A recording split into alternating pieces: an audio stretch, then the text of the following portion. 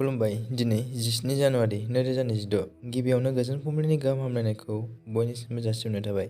राशिफोरखौ फरायनायनि सिगां आंनिफ्राय आनान गसाइनिसिम आरज खालामनाय जायोदि दिनैनि साना बुहुमनि साफ्रोमबो सुबुंफोरनि थाखाय गाहामैनो गाहाम बारलांनो हायो।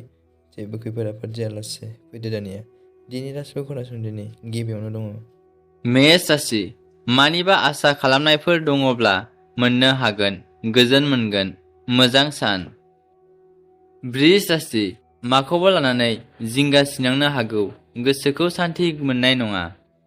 मिथुन राशि। बेराम गोनां सुबुंफोरा सांग्राङै डक्टरनि बेसेन लानांगोन। कर्कट राशि।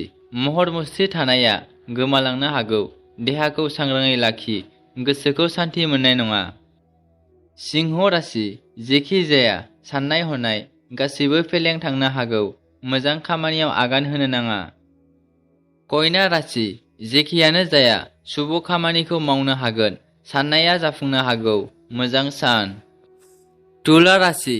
फालांगियारि मावग्रानि थाखाय गाहाम सान, मुलाम्फा मोननो हागोन, मोजां मोनगोन। वृश्चिक राशि। दिनैनि सानाव सुखुखौ मोनदांनो हागोन, नखराव रंजानाय फैनो हागोन। धनु राशि। मानिबा दायाव सोरजोंबाफोर सोमोन्दो गावस्रालायनाय जानो हागौ, गोसोखौ हमथा। मकर राशि।